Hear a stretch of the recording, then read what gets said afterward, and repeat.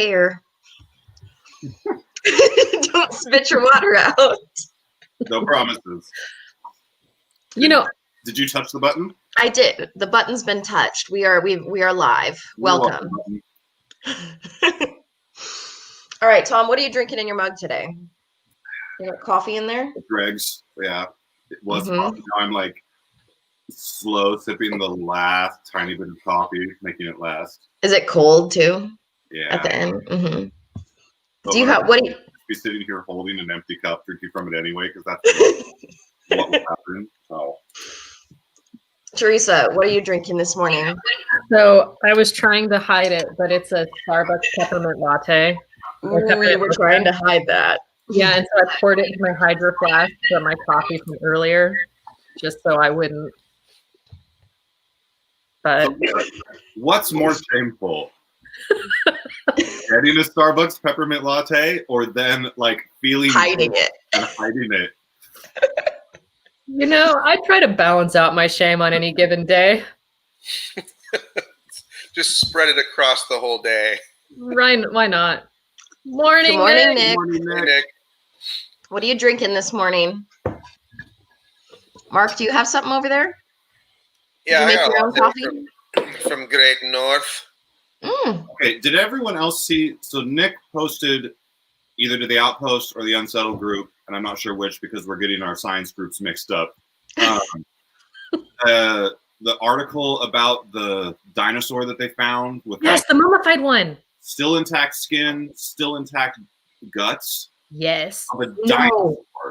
And Brian and I keep asking ourselves, like, why isn't this the only thing people are talking about? This is the coolest thing ever. And that post got like. Meanwhile, an hour later, I posted an image of onion rings, and it got like 156 likes. What is with this? Priorities are off. In the pandemic, we're just worried about like sustenance. You know what I mean? Show us pictures of food and how much our stimulus checks are going to be. That's what we're going to talk about. We're not going to, mummified dinosaurs. They're not hitting our lower level hierarchy of needs. Yeah, dinosaurs, the juxtaposition of, or the balance of Saturn and Jupiter that only hasn't happened since 1200, since the Middle Ages. No, onion rings. Yeah, let's just do onion rings. I would post exclusively about that if I could actually see a block away right now. Like, there's so much fog. Is there? About onion rings? I can't see onion rings because of fog? Is that what you said, Tom? It's a different kind of fog. Mental fog. It's a mental fog. What's funny is that there's this, planet alignment thing that's so beautiful and amazing going on, and the only thing I see about it is people complaining about like their inability to see it or the whole thing. I am mad. What's that? I am mad. I'd like to see it. It's really frustrating. Well, we just need to drive, Lace. We just need to get someplace where they actually have sunlight, and we'll be able to see it at night. Drive to the southern hemisphere. Hey, Matt. Merry Christmas. He goes by Matthew. I'm sorry. Forgive me. That's right. Good morning, Brett. And I just won the day. Everybody's waking up like us right now. All right, so I have a couple questions as we're waiting for some to come in. I would like to know all of the kind of new illustrations that we've been putting out as part of this campaign. I want to know what each of your favorite illustration is coming through. I know for me, what is the one, Teresa, that you posted recently that has all the feathers? Has all the feathers. The one with the thing. I am at a loss now. I'll find it. Probably the moth one. That's the one. Moth Empress. Yeah, that one's awesome. I like that one. Of course, there's large amounts of blue. Thank you for knowing what I meant.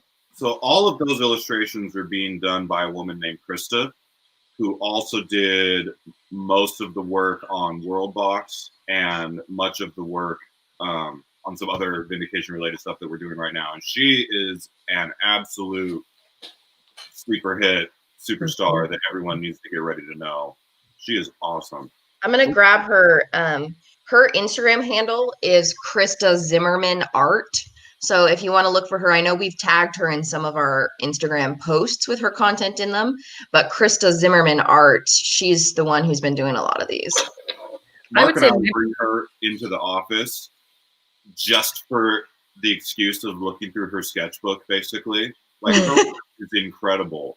She did some work on Unsettled, and her research is crazy. Like, I know all artists do some degree of research, but I think these days a lot of it, at least for some artists, just takes place on the internet. You know, Pinterest search. Krista will like go to the Museum of Science and look at cadavers, and go to the forest and like do rubbings of ferns, and then come back and be like, I've created this alien. Wow. You're incredible. And there's like 30 pages of sketches and all this elaborate stuff to come up with this one thing. Like, the amount of passion that goes into those pieces is nuts.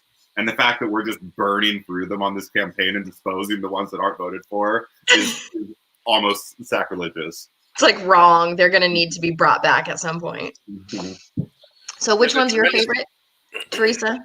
I was going to say, I really like, let me see now that I get it open. I don't know. The little dude in the jar. Oh yeah, that's pretty cool. I think Pickled Plant Person's probably my favorite, though that moth one is pretty next level too. It is. The Pickled Plant Person, I'm planning on doing like a steampunk mad scientist theme in like my new bathroom. And I kind of want to have a jar of little tiny creature looking things, like, you know, like a whole little shelf of them. What's the theme of your current bathroom? I love that. I thought you were going to say, I'm going to have a potluck. And Luca says his favorite is the green turtle thing. That's a good one. Mark, do you have a favorite? No, like Tom says, Krista has this amazing background depth behind why each illustration looks the way it does and the story behind it. And we may kind of dive into that a little bit later, but I'm more amazed at left field where she comes out of with all of these things, you know, than the finished product, because I think that's going to end up having a different context. But I just love seeing the new stuff come out whenever Krista puts her wild mind to work. It's awesome. I'm super with Luca though. So Luca's referring to a sketch that did not win the vote of the first pet sketch. But that was my vote. That one was great. I like that one a lot. We may have to find some excuse to make it happen. I think we might. Yeah. I think that actually was one of my favorites too. Maybe the story might just take a turn that suddenly involves that one. Yeah, exactly. We've got just a couple nice greetings that I want to go through. I love this. Greetings? I wonder where this person is from. How do you think you pronounce that? Cesare? I've learned not to just say things out loud if you don't know. Where are you from, Cesare? And thank you so much for the compliment. Listen, Matt, aka Matthew, wants to know where's Worldbox is at. He's so excited for the Hecathic playmat and all the bunch of kind of things. The bunch of kind of things. So the most recent Ocean Ping has Worldbox, at least the ones coming to us, to be arriving in port in about 2 days. And there's however long of getting stuff off the ships and loading it on rail cars and bringing it to us and, you know, losing it in a warehouse for a couple hours. And so I expect right now that they'll probably start shipping around the turn of the year, very end of December, start of January. It being the holiday season, I expect it'll take a couple days longer. So maybe they'll all start shipping out first week of January. But okay, very close. They're very close. You could probably see them with good binoculars. Which is amazing because of the holidays and the rush and the logistics is crazy right now. So, all right, we got a production-focused question. If there's a demand for a game such as Vindication or others, why can't companies just contact the manufacturer and order more, as opposed to a reprint, etc.? Old school Vindication backer here. So what's the logistics on that? You guys, can you explain that at all? How the production works compared to what he's talking about there?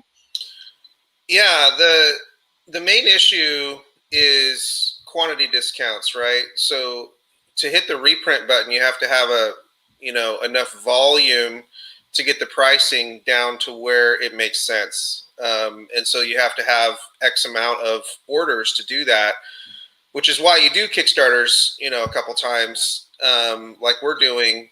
Our approach is it's a good thing to be in demand. It's a good thing to monitor your inventory and not flood the market, but rather have it be, accessible to a certain extent. But managing print runs, reprints, it is an easy thing, right? For the most part, if there's no changes, you can just set up the film and the plates and do the runs again. But you have to have a minimum threshold to get the pricing where it needs to be. And that's kind of what we're managing there. And then, when you're fulfilling across the world, the second part of that is logistics. How much does it cost to get that to Sweden? How much does it cost to get that to Canada? How much does it cost, to Australia? And those types of considerations are the ones that really slow the process down.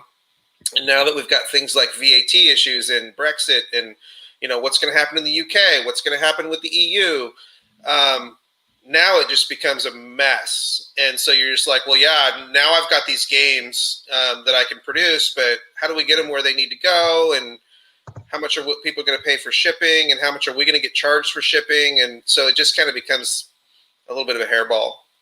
And you are right. They do save all the film and plates and dies and things like that. So it does make the reprint side of things easier, which is nice. And I can't imagine what their storage facility must look like to save those things for everything that they've ever made for all time. Like it must just be warehouses and warehouses of those things. It must be incredible. We got a couple highs here. Oh, I pushed the wrong one, but Brendan said he likes the kid behind me. That's my son Mason, waking up a little earlier than I planned. She doesn't know who those kids are. That's right. Oh, that's the wrong one too. Here we go. Renee says hi. So good to see you. We got Ryan in here. We got Peter in here. We got Lisa in here. Chris also just mentioned, makes a lot of sense. Thanks so much. All right, Patrick's got a nerdy question. Surprising. So the space game ISS Vanguard, how many of you have been seeing that at all? Any of you? So it's getting a ton of attention right now in terms of space exploration and emergent storytelling. How would you say Unsettled differs in approach? Have you seen enough of ISS Vanguard to make a comparison? I've seen a little of Vanguard. I mean, I'm Vanguard is beautiful and I'm excited about it. I do hesitate just sort of on a primal level in directly comparing our work to the passionate work of other people, in just in case it accidentally feels like I'm ever besmirching someone else's effort. I think on a base level, without having looked too deeply, they are very different experiences. Vanguard looks like they've gone all out on narrative and storytelling and scripts, and it looks like there are some different paths that you can take. Unsettled is a little more open than that. In Unsettled, there's no script book. There is no, here's what happens when you encounter this alien and things like that, which I think Vanguard has more of. But honestly, other than being space games focused on non-combat space exploration, I think they're really different beasts. I think if you took away the space trappings and the bright colors and the whole theme of it, no one would be comparing these games at all. I think they're very different. Yeah, it's like comparing your kids to somebody else's kids. We both have 16-year-old daughters. Awesome. They're completely different, even though they have a lot of similarities. I have a lot of respect for what Awaken Realms does and Marcin and all the things that he's doing. And I am excited for that game. I think there's a bunch of smart people working on those things, and we love to see that, and we're very inspired by it. I will tell you that in almost no ways do other people's creations impact kind of the worlds that we build here. I guess we're inspired by, the passionate work of other people, as Tom put it. And we hope that reciprocates, right? Like, we hope that our work inspires people to think bigger and make their own stuff and all of that. But it just makes us want to do more crazy, bizarre stuff that nobody else is doing. Good morning, Uncle Tom. Good morning, Scarlett and Alice. That's wonderful. Peter's here too. Say hi to Peter. Hey, Peter. Good morning. And our good friend here. Whoever that is. We got Pumpkin. Okay, so watching. All right, so first thing I want to see here is I want to stroke your ego for a second. Vindication is an amazing adventure, or an amazing game. I can't recall another adventure game where there are so many ways to achieve your goal. Mark, is that something that you did on purpose when you were initially designing Vindication? Did you make this good on accident? It's funny. Some of it was intentional, and sometimes when you make stuff, it's happy accident. Sorry, I got some feedback, some reverberation there or something. Some of it, it was intentional. Did it work out exactly the way that I planned? No. It just kind of the community, involvement and play testing and stuff. But I do love hearing that people have different experiences every time they play the game, and they try different strategies and approaches. And some people have success trying a certain strategy, and then somebody else takes that same strategy and it doesn't work for them. I actually like to hear that, because it just makes everything very situational, and there's so many combos in the game and stuff like that I'm really happy that kind of worked out the way that they did. We're going to continue to play on that. Everything that we do for this IP is going to start to grow and increase the amount of customization that you can do, and the replayability and the setups. And if there's a particular aspect of the game that you don't like as much, maybe you can pull that out, and then maybe you can put the things in that you really do like. And that was really the main intention, is that you can kind of tell your own story and build your own character journey and all that stuff, and play with the stuff that you want to play with and take out the stuff that you don't. All right, a couple questions here. Oh, Tom, go ahead. It was just fluff. Careful. Okay. Careful. Well, then if you want to talk fluff here, Brett wants to know if it's possible to get Vindication or Unsettled art t-shirts, the Kakapo or Spaceman shrimp shirt. Okay, what do you think? He's just backdooring Space Manus into the conversation again. It's true. I'm still looking for an oatmeal dragon shirt. Oh my gosh. That came up a couple days ago. Someone else mentioned that. All right, this is a logistics. Oh, go ahead. That is an interesting question, though, because we do have a lot of really cool art in these games. And most of our designs for our shirts so far have tended to be more vector-based, other than the Ronak versus Tuk Tuk Battle Kaiju shirt. And we'll see how that does. We'll see how people are responding. Doing full illustrations on a shirt sometimes doesn't turn out as great, because there's so many colors and the nature of printing things, and just the way that shirts are printed makes translating illustrations to shirts a complicated proposition. But it's an interesting one for sure. I like the idea of stickers, art prints. Maybe we could get some temporary tattoos. Think about Kakapo as a temporary tattoo. I'm just saying. We'll just do shirt-sized stickers. Whatever you want. All right. Here's a logistics focused question. Okay, it's two-part. This is from Lisa. So I've got everything Vindication except the base game through the Unsettled Pledge Manager. I'm in for the actual Vindication campaign for the expansion and base game. Any hope in getting 2 waves of shipping? Specifically because she wants to try to get the base game as soon as possible. Any thoughts on that logistically? Right now, we're not planning on doing that, just because we don't think it's going to be necessary. The turnaround on the other material that we're making in this is going to be really quick. And there's really no need to. So most of the time, two-wave shipping has become a thing in large part because of Awakened Realms, because they will have the base game ready to go at the end of the campaign, and then there's another year or two of development to go on the extra multiple expansions that were added mid-campaign, and that's just not the logistical situation on this campaign. So it's not going to be a case of needing to wait for us to finish the expansion for a year before the base game gets printed. We're going to pretty easily just be able to send it all at once really quickly. Yeah, our goal is to beat our estimated timeline for delivery. There's no promises there, but if all goes well, it'll be shipping hopefully early. And if it doesn't, then it won't. But I think, Lisa, probably we're going to try to get things out fairly quickly on this. It is a reprint for the base game, but I think the base game would, like Tom said, everything's going to get printed at the same time. So unfortunately, since we're sold out of base game, it's all going to come in one wave. Yeah, even if we super prioritize, like, let's just print the base game immediately, the base game would be, wave 1 would be in front of wave 2 by weeks, not months. And I don't think that that's a great proposition for anyone, especially backers paying split shipping. Yeah.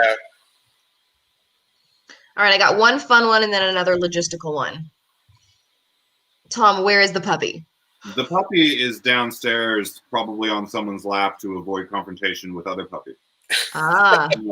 So we're navigating some dog dynamics here, and I'm at my mom's. So there's. How many have you lost any shoes to the puppy yet? I have not lost anything. My wife has lost.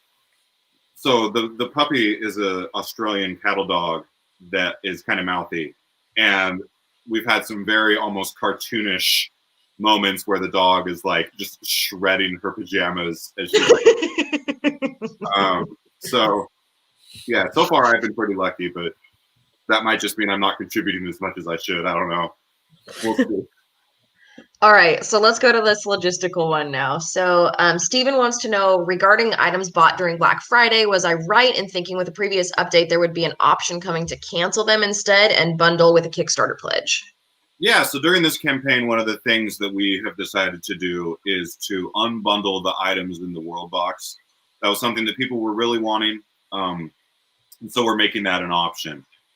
We will be sending out a form to everyone on our mailing list and everyone who has bought the World Box, giving them an option to opt in to changing their order to being just the World Box module as opposed to the full, or excuse me, just the Odyssey module instead of the full World Box, or just flat out refunding it if you'd rather add it to the campaign.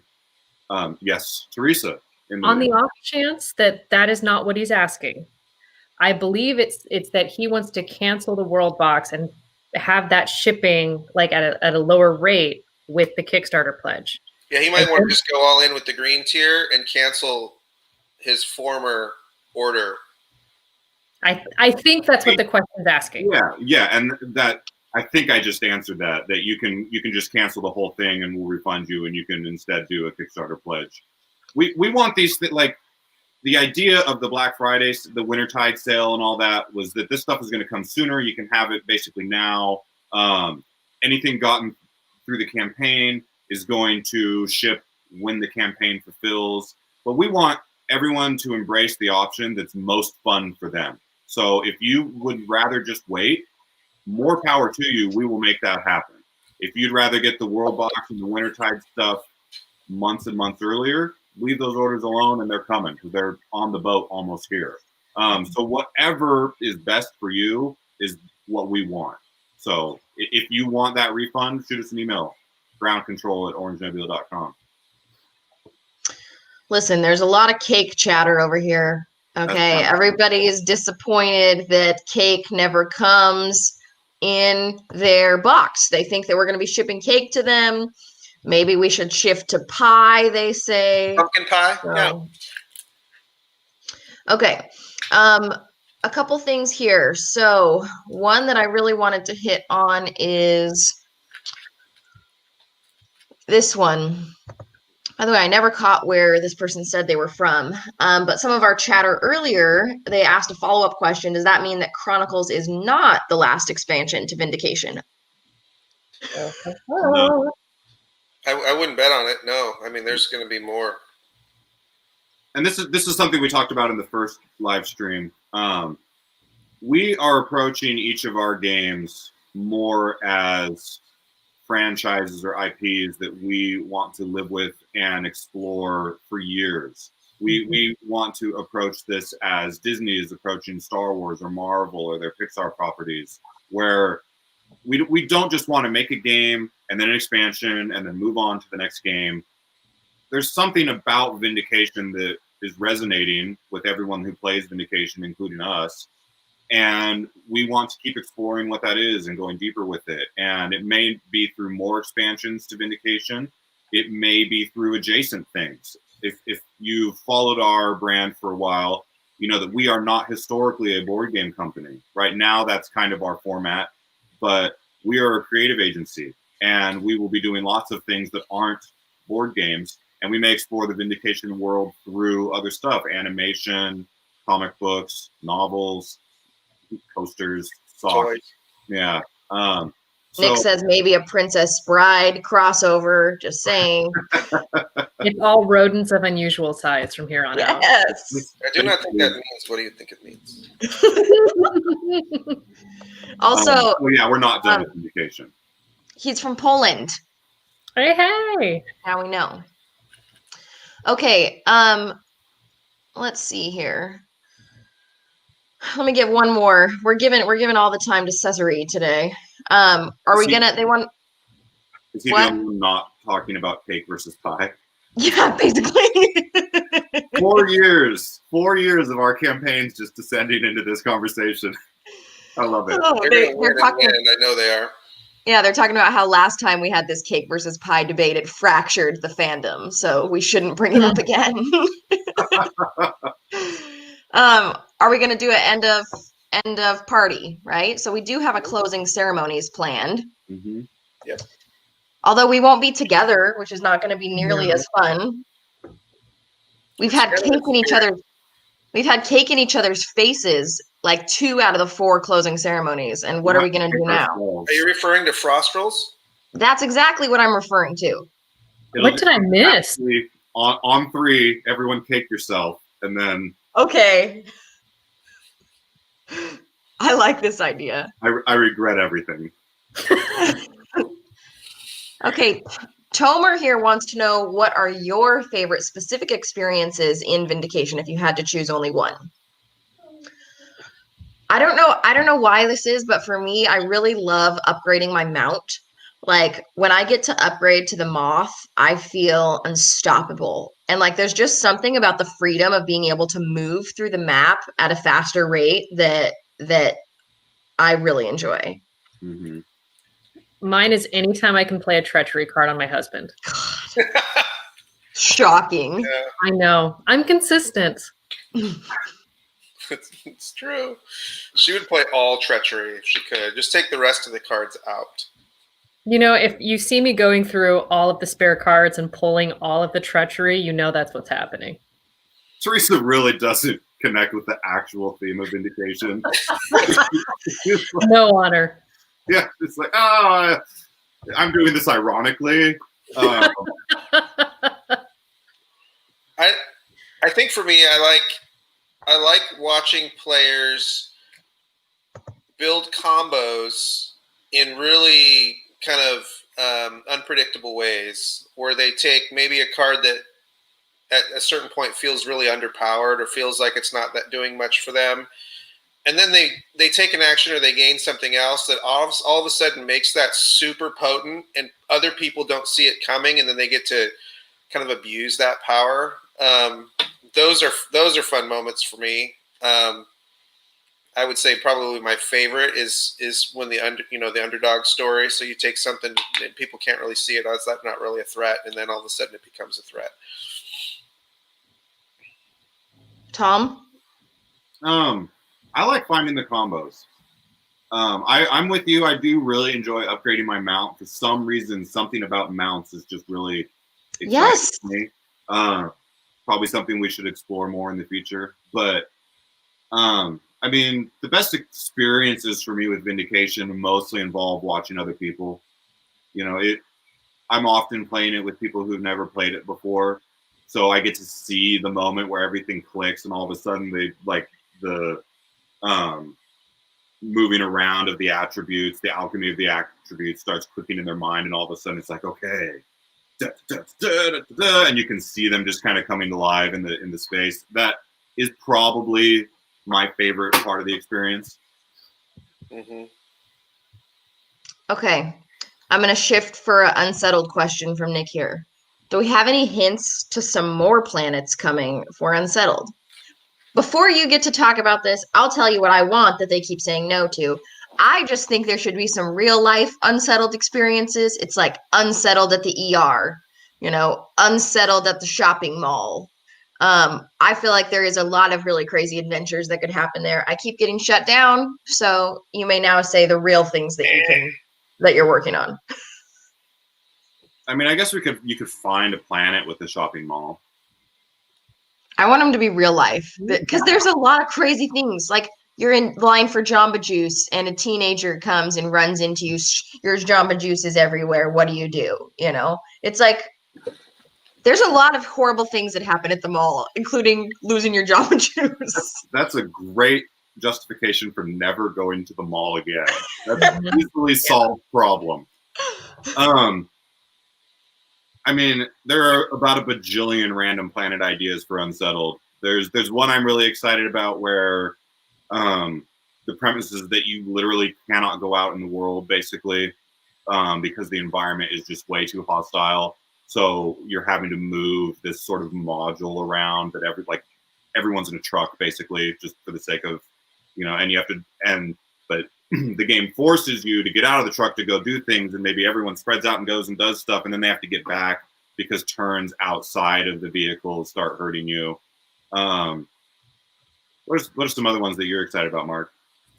Well, we have about half a dozen that I think probably are ready for development. I won't go into all of them, but I really liked your concept of the dark planet, or basically it's not even a planet. You basically are just attached to the scarab, and you're just floating out and gathering things. Where everyone's tethered together. Yeah. Yeah, I'm excited about that one too. That's a weird spatial movement one. I'm really excited about one where each location is basically a different monster layer, and to survive and get the things you need, a lot of the objectives involve like pitting one monster against another and things like that. That one's a little more abstract, but that's what we're doing with this game, which I'm excited about. Yeah, that's fun, Lisa. Going to be a lot of that. We do have one planned where the planet is an old space station or an old derelict ship that you find, and most of the objectives are about turning on systems and things like that. That's an exciting one. And other things. By the way, one person agrees with me. Unsettled at Chuck E. Cheese. That could go. Okay. But one person doesn't agree with me. Real life doesn't need to creep into my games. All right. I hear you. Thanks, Brett. Follow up on this. Let me see if I can find it here. There it is from Eric. When can we expect Unsettled to return to Kickstarter? When it's time. Annoying answer. Sorry. But yeah, we are 100% planning a second Unsettled Kickstarter. First, we've obviously got to deliver round one, and feel like we've done our due diligence there, and everyone has been taken care of, and we feel a lot of responsibility on these campaigns to take what we do seriously and to really caretake and shepherd the trust that you've put in us, and fulfilling your expectations for the existing campaigns is always paramount to the excitement about a new one. We will totally be doing what we're calling U2. This, if you're wondering, is V4. or V3, depending on which one of us you're talking to. But yeah, we're very excited about More Unsettled, and we will definitely be doing another Kickstarter for it maybe next year. There may be some other stuff that jumps ahead of it. We'll see. Teresa, overheard at the O-Neb office. Is that in person or on Zoom? They want to know. Yes, it is wherever this happens. It's sometimes over Slack where you're having a conversation and somebody says something amazing that when taken out of context, it is even better. And that's what populates that. For instance, this morning as we were getting ready, right into overheard went fortunes are better than one. So yeah. All right, Stephen wants to know, we talk about other forms of media in the world of Vindication. Is there going to be a Tales of Gren the Bard book? Because we need to know his story. Go, Tom. No. You take the Gren. You. Well, with regard to the characters, I would say Chronicles is a really strong step forward into the story of these types of things. And you're going to find a lot of the backstory of a lot of the characters and places is going to be in Chronicles. Okay. There's a lot. There's a lot of cards, and there's a lot of history, and there's a lot of things going on in Chronicles and Vindication in general. A lot of characters, a lot of cards. So you're going to get a lot of that. When you're talking about other media, it's quite possible that we will put together those types of things, books, graphic novels, those types of things that kind of maybe capture one portion of a story. I don't know if Gren is one of those at this point, but it's something that's kind of backburnered or on a fringe project that kind of will fill in, in the gaps between our larger kind of endeavors. But that's the type of thing that we would do. Yeah, I wouldn't put it past us to do something like that.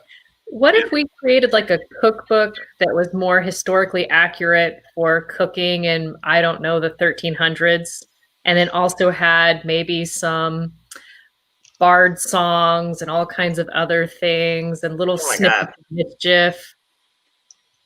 Vindication cookbook? No. Yes! The Vindication cookbook. I actually don't hate that idea. I love it. Yeah, okay. I love stuff like that too. Recipes with cockapos. Oh. I said that and then the smiles faded. How dare you? I do have some outlines of stories I like to tell involving the Vindication characters in the island. I have my own internal sort of history of the magic of the land and the ancients and all these things that would be really fun to explore someday. Mm-hmm. We have some internal stories involving Gren, which is why you got an initial strange reaction from us to this question. Gren's a in-office pariah. Nathan says, can't wait for the World Box to arrive, especially excited about the game mat and new module. Man, nobody else but us has seen the game mat yet, and it looks so good in person. It feels good in person. He gave me a title case. Like, he respects the game mat, you can see. It's in title case, yes. Okay. Pumpkin wants to know who makes the most overheards. Wait, Matthew Weekly is Pumpkin? This is me just making that connection. Yes. Did your head just explode? It did! Boom. Yeah. Well, Teresa shepherds all of them for sure. Mm-hmm. And most of them come out of Tom's mouth. If that's just my observation from the side. I refuse to record my own. Which works really well. I think that's probably a fair assessment. Yeah. Teresa's the stenographer of the group. None of it would happen without Teresa. It's true.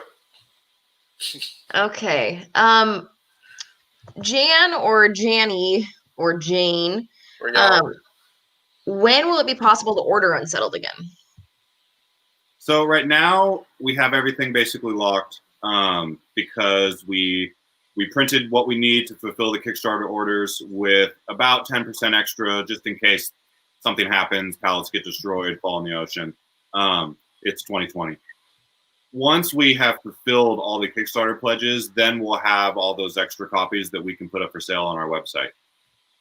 We expect those to go fairly quickly, in which case we'd start talking about a new Kickstarter. So they will, mid next year, we'll have it available on our website. You won't have to wait for another Kickstarter for an opportunity to get it. I would join our mailing list. We'll announce that those are going to be available. There's a limited amount that we have that we're going to sell through our website. And there's Mason. And they probably will sell. Like we don't run high inventory. We run lean. Small company, we run lean. So yeah, stay on the mailing list and you'll have kind of first access to those. And then when they're gone, we'll do another Kickstarter. So let's go back to the cookbook for a minute, because maybe this could be a community cookbook, because multiple people are saying they could contribute to a Vindication cookbook. Noted. Yeah. Okay. That's going to simmer. Good. Did you just say simmer? Is that? He did. Okay. There was fun talks about Cosmere by Sanderson being added to Vindication. If you decided to do that, how would you go about that? Well, that is fun talk. We would probably never mingle one of our properties with someone else's property, just because we love doing what we're doing and letting these things be their own thing. So cold water on that, I guess. I do love the Brandon Sanderson books. It's one of the few IPs that I would be excited to work on. If you listen to our podcast, The Outpost, we've talked about this a few times, where doing other people's IP really doesn't excite us, generally speaking. But that's one I would be interested to work on for sure. There's my non-fun. How would you do it, Tom? How would you flesh that out? Like, what part of it would you pull in? I do not know. Like, that's a good, honest answer.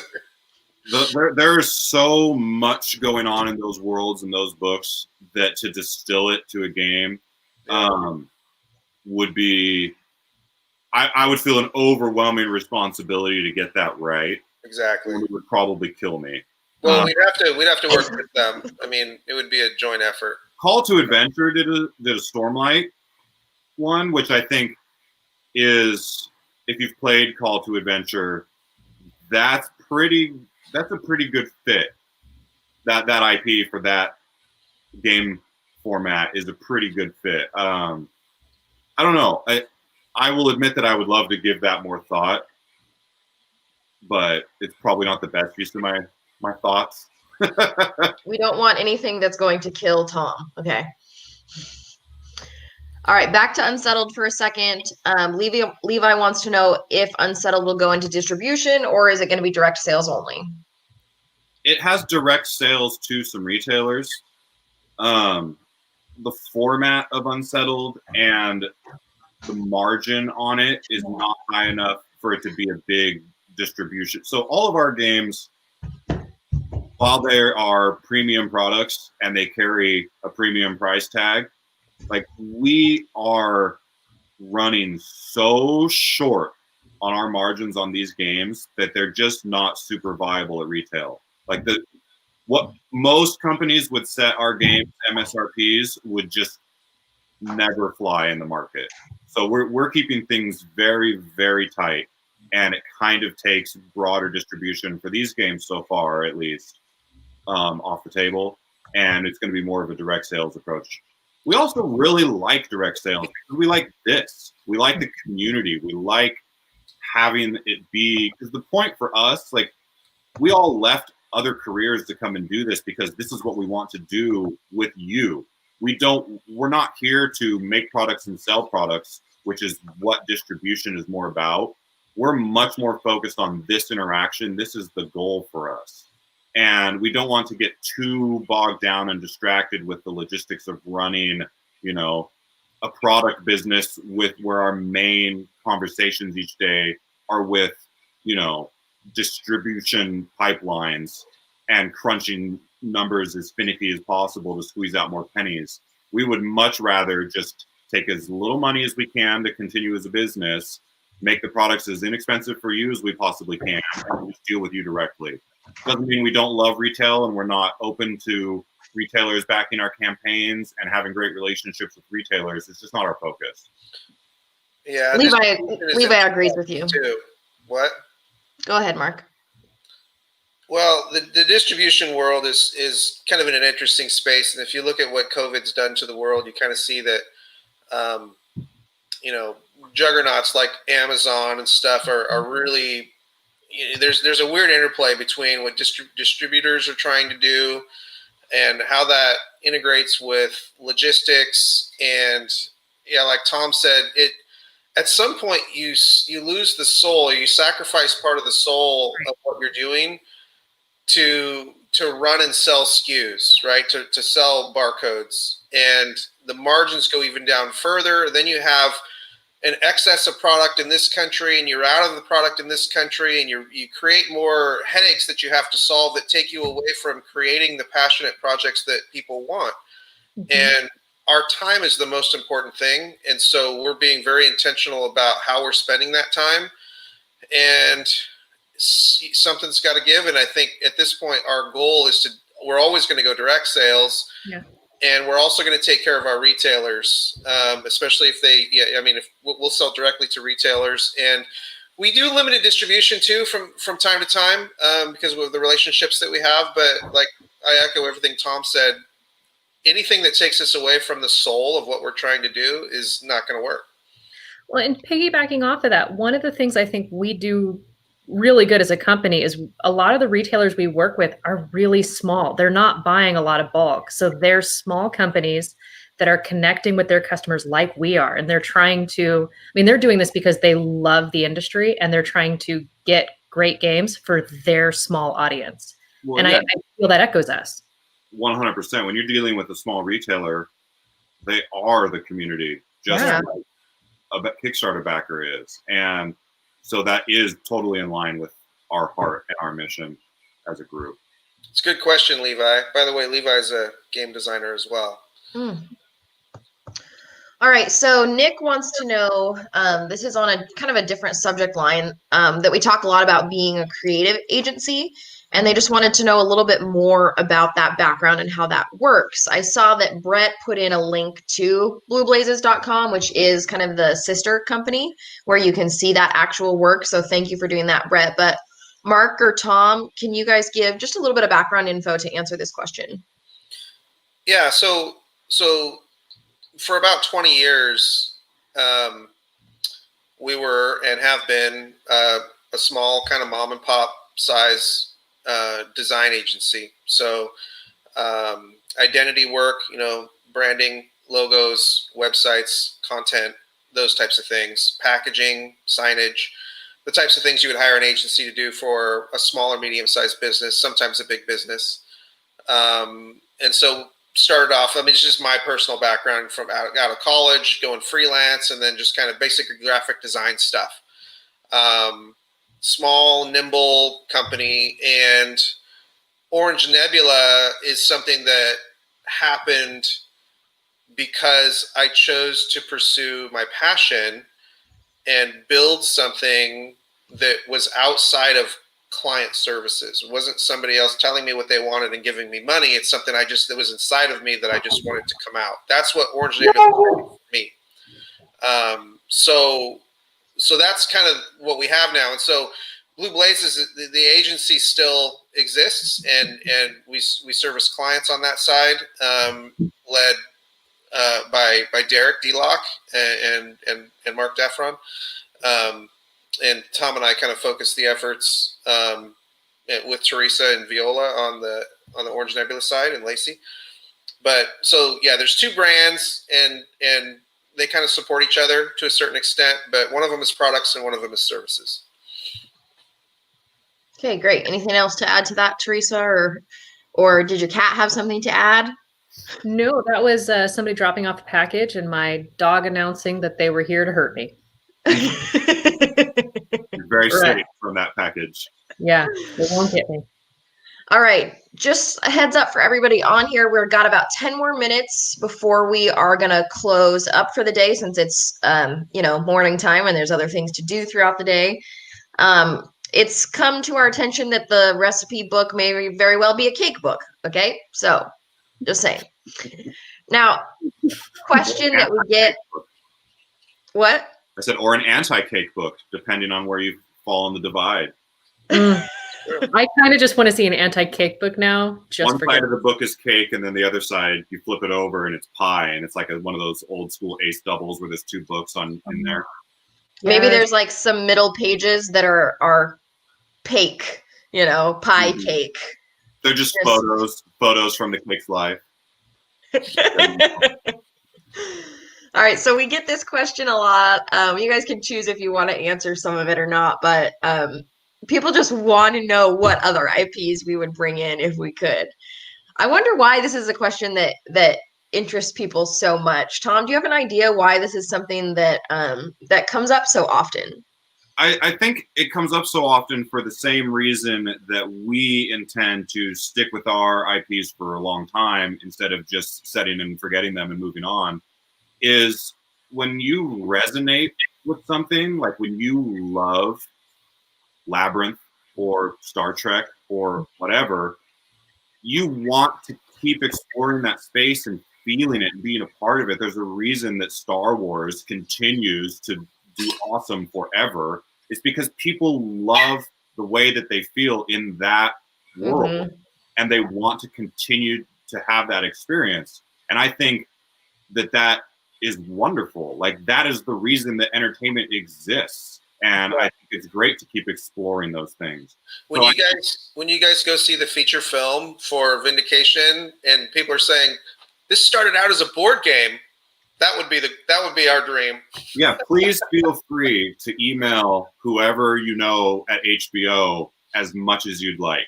That's right. Send your weekly email to HBO reminding them about Vindication and Unsettled. That'd be fine. We'll make it work. You say that, and all I want is a movie poster with Claude. There's that. As for the IP question, though, something that Teresa and I keep talking about that I'm really excited about, and I'd be curious to hear if other people are excited about, is Teresa and I are both really into cryptids, various, cultural myths and legends and stories, Loch Ness Monster, Chupacabra kind of things. And I would love to make a new line of game properties that really explores these myths and legends and characters and put them all in some shared universe and see what that game ends up being. Cryptid's world. That really excites me. Teresa's depth of knowledge there is deep.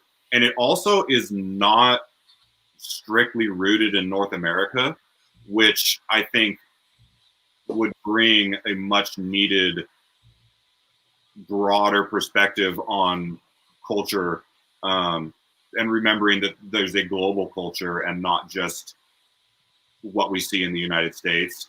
And I would love to explore that more. I think that would be very cool. Listen, they're freaking out over you saying Vindication the movie. Okay, they're freaking out. Vindication the movie. Is there a screenplay first draft already? Matt, Pumpkin says he's penning it presently. Oh man, that's so funny. I'm afraid to click the link. Brett Peterson says he's already started filming the Vindication movie and he's got a YouTube link there. We'll see what happens there. I'll tell you what, Tom wrote the lore book for Vindication. If any of you have actually read the lore book, you should go back and read that. It's incredible. And if we ever had a chance to do something like that, like a screenplay, I guarantee you Tom would be up for that, and so would I. So I would be. I mean, it's impossible for me to explain how excited I would be for something like that. Like, I majored on, film type things in school. That any type of television video production version of one of our properties would be the absolute dream come true of my whole career, for sure. And I'm very embarrassed of the lore book, so the new thing would be better. You're embarrassed of the lore book? Do you like any of your work, Lacey?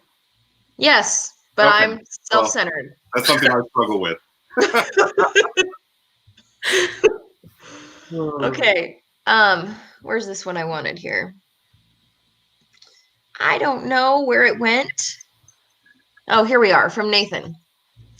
Love the modules in Vindication. It would be cool if there were recommended module sets now that we are getting quite a few modules.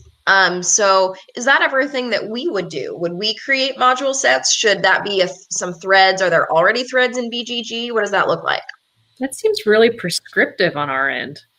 Yeah, I think that might be a discussion that we could start with the community, and everybody could kind of share where they're, what those are. It would be impossible for us to play or play test every possible combination. It's just mathematically impossible. But what a great idea! Like to have people be like, okay, this is out of all the ones, this is kind of our favorite so far, and there's just more and more content coming for this, so it's just going to become bigger and bigger. It's like Magic the Gathering, right? I mean, at a certain point, it's like if you played with everything, what are your favorites? We're hoping to get to that point at some point. The potential I see for that is really high. It's almost like my instinct is to almost take that another step further and produce they basically become scenarios. Like if you're scripting, like here are the modules that we would use, and this one's called like Animal Island, and it's fun. These sort of things, and you could even have new content specific for each combination of modules and the scenario title that it's been given. I think that'd be, if we made it a little more formal, a really fun thing to explore. I like that idea a lot. Mm-hmm. Yes, I'm looking for the next thing here. I just got distracted by this. My kids and I had this whole skit prepared this summer for a con visit when we were hoping to visit the O-Neb booth. Cosplay was involved and the kids were into it. Then COVID. Who are you going to dress up as? Who are the cosplay? Please film that and send it to us. Yeah, what characters? It's all Z, even Pumpkin. Okay, Ryan. Owls. Say it again. I said they just come running up with owls on their shoulders, and I just had this discussion with my daughter last night. She told me to tell her a funny story, and I told her the story of me trying to convince Mark that I could cosplay the character from the lore book with the blonde hair and the owl on her shoulder, but I needed to have a live owl there, and he refused, and then impersonated what would happen if a live owl was in the Gen Con booth. And that's one of the funniest moments Mark and I have ever had together. I believe we were also in line at Burgerville to get onion rings, just to bring it full circle. Yes. Ryan wants to know, are Vindication and Unsettled in the same universe? I don't think so, but I'm realizing I'm speaking without knowing. I mean, time is an interesting thing, We have talked about how fun it would be to have the Vindication Island be a planet that gets visited and Unsettled, but it would be, millennia removed from the Vindication storyline, as it were. Mm-hmm. There's not likely to be any specific narrative crossover between them in any sort of way like that. By the way, Pumpkin says it was Vindication the play. Oh, it makes me so happy. Better and better. You're more and more my favorite human. The musical? Oh, Vindication the musical. Derek and I are all over that. All right, we're in for Animal Island. I love the Animal Island idea. I would play that. That's the only game. That's the only setup of Vindication I would play, is if we had an Animal Island setup. You know that. I would like to have a version of Vindication where the companions are pets, and then all the humans are subservient to the animals, and they have to be attached to animals, and we're all slaves to the animals. That's the world I want to live in. All right. If Vindication and Unsettled were in the same universe, here's how it would go. Open the planet box and be directed to play Vindication.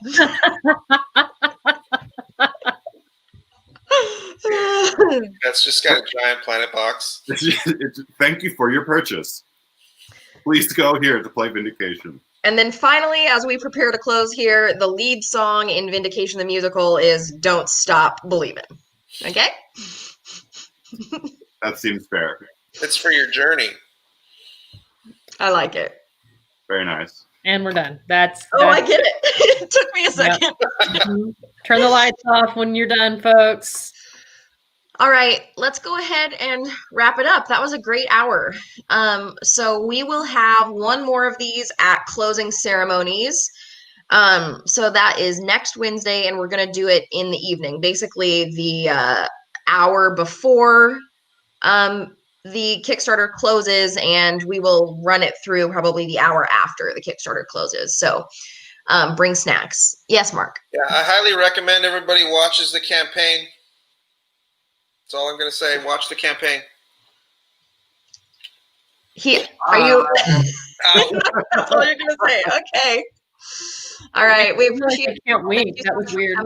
The real reason Mark got out of his chair that quickly is because, again, here it's 9 a.m. and we've been here for an hour drinking our morning coffee. So it's bio break time.